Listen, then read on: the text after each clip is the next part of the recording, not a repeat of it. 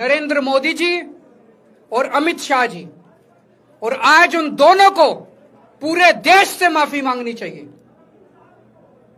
उन दोनों ने मिलकर षड्यंत्र रचा कि आम आदमी पार्टी को खत्म किया जाए, आम आदमी पार्टी को बर्बाद किया जाए, और उस षड्यंत्र के तहत आजाद भारत का सबसे बड़ा और सबसे घिनौना षड्यंत्र रचा उन लोगों ने।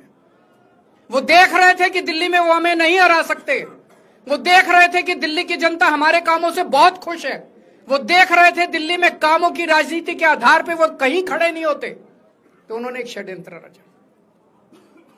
जनता जानती है कि केजरीवाल ईमानदार, उन्होंने कहा केजरीवाल की ईमानदारी पे चोट करो। जनता जानती है कि आम आदमी पार्टी ईमानदारी, उन्होंने कहा आम आदमी पार्टी की ईमानदारी पे चोट करो।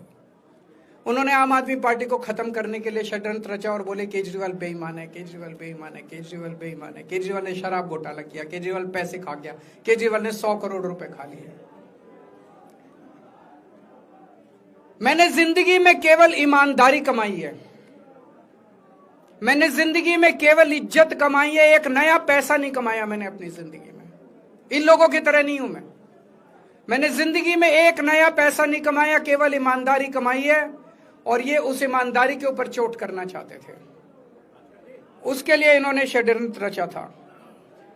आज कोर्ट के ऑर्डर के बाद ये साबित हो गया देश के सामने, केजरीवाल कट्टर ईमानदार है, मनीष सिसोदिया कट्टर ईमानदार है, संजय सिंह कट्टर ईमानदार है, दुर्गेश कट्टर ईमानदार है, आम आदमी पार्टी कट्टर ईमानदारी है। हम नहीं कह रही है, कोर्ट ने सारे देश के सामने बोला है। कई लोग ये कहते हैं जेल से आने के बाद केजरीवाल चुप क्यों हो गया,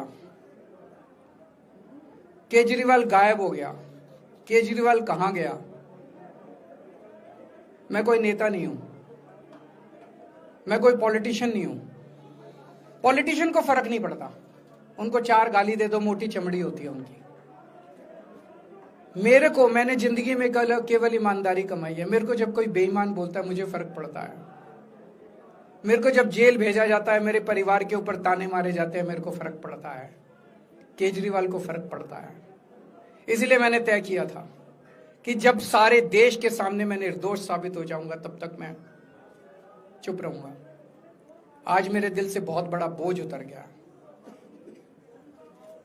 मैं मोदी जी को कहना चाहता हूं, मोदी जी आपने हमारे ऊपर इतने केस कर लिए, आपने ईडी छोड़ दी, आपने सीबीआई छोड़ दी, आपने पुलिस छोड़ दी, आपने इनकम टैक्स छोड़ दिया हमारे पीछे, आपने जेल भेज दिया हमारे 5 सबसे बड़े नेताओं को। आम आदमी पर एक समय ऐसा था जब आम आदमी पार्टी के सबसे टॉप के 5 नेता जेल में थे एक साथ, उसके बाद भी केजरीवाल का कुछ नहीं बिगाड़ सके। अब तो एक ही तरीका बचा है मोदी जी केजरीवाल से निपटने का, केजरीवाल का कत्ल करवाना पड़ेगा, केजरीवाल की हत्या करवानी पड़ेगी। उसके अलावा अब केजरीवाल आपसे संभलने वाला नहीं है, अब आपके बस का नहीं है केजरीवाल, आपने सब कुछ करके देख लिया, अब केजरीवाल का कत्ल ही करवाना पड़ेगा।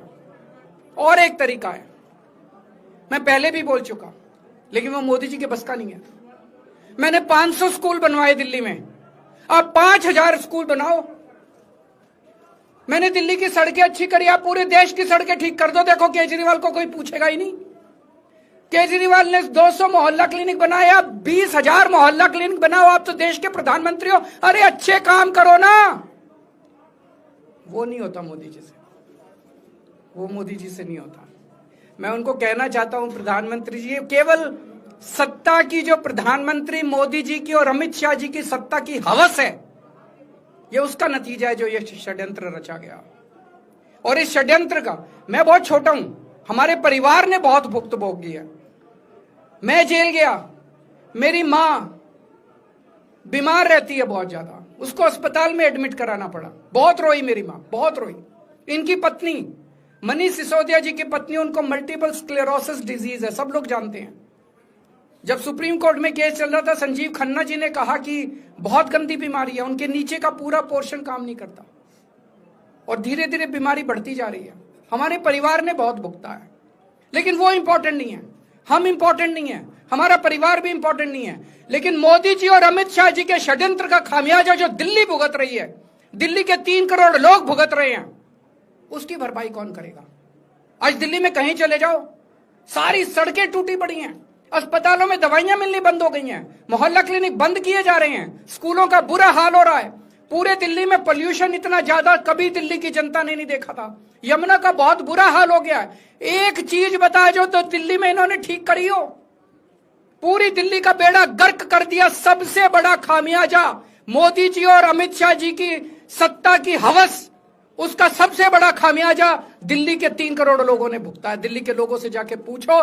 आज मैं चैलेंज करता हूं मोदी जी को, मोदी जी हिम्मत है दिल्ली में दोबारा चुनाव करा के दिखा दो, 10 से ज्यादा तुम्हारी सीट आ जाए मैं राजनीति छोड़ दूंगा।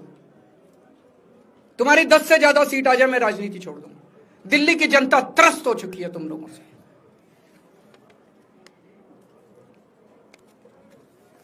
मैं मोदी जी को कहना चाहता हूं, अगर आपने सत्ता हासिल करनी है, कुछ पॉजिटिव काम करके सत्ता हासिल करो। आज देश के सामने इतनी बड़ी बड़ी समस्याएं हैं। आज देश का युवा दुखी है, देश का व्यापारी दुखी है, देश का उद्योगपति दुखी है। आज अमेरिका हमें आंखें दिखा रहा है।